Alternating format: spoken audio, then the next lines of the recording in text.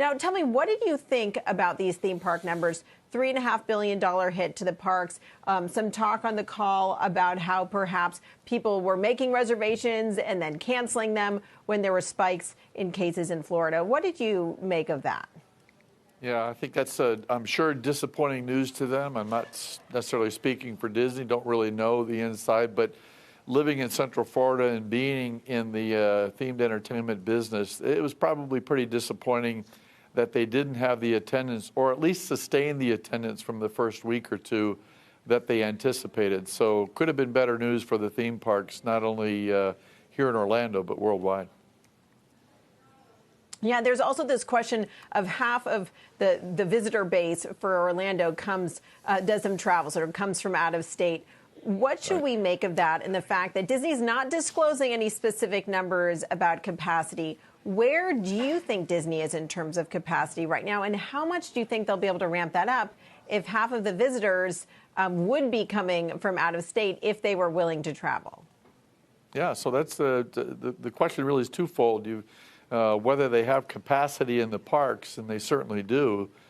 The next part of that is, are they getting the demand and the attendance that they anticipated? So good news and bad news, they're getting a chance to ramp up at a pace that allows them to be better operators over time and really understand this challenge of reopening. But at the same time, I think they were hoping to see more people come, and certainly more people come from not only local, the region, but also from out of state. And maybe that's not been as good as they anticipated. Yeah, it certainly seemed to be a lot of challenges to out of state. There were some comments on the call, the company saying the research indicates and the booking indicates that they should be in good shape once consumer confidence returns. What do you think we should make of that, both in terms of the domestic parks? Of course, the park here in California is still closed, but also internationally where things might be opening up faster than they are here. Yeah, I think it's one of the many things that they have to consider. They're not only a business that they have to manage and plan and strategize themselves, but they are at the mercy sometimes of the local domestic government agencies. You know, whether it's a state government, federal government, local county.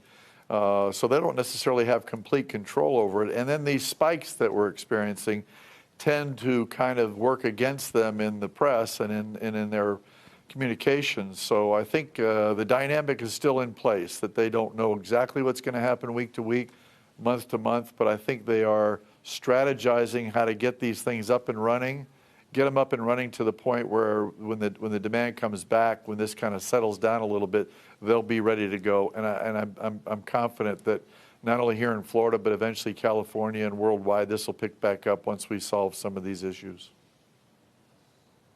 Hey, Bill, I wonder how you think seasonality gets sort of turned inside out this year because of the pandemic. One of the things Chapek told us early on, before the parks reopened in Florida, was that mask adherence would be difficult, especially in the humidity and the heat. Obviously, that's less of a factor in the winter. Plus, kids would be taking school online potentially. I wonder, do you think that the fall-winter season could be stronger than we otherwise see?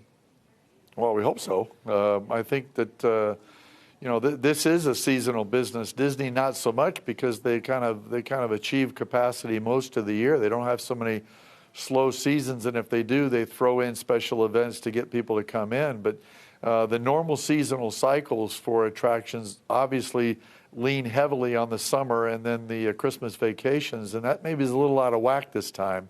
Here in Central Florida and in other places of the world, Halloween's a big event time, and that we're just going to miss that this time. So I'm sure the hope is that, yes, because the schools maybe are not completely open, that they'll see an extended summer season.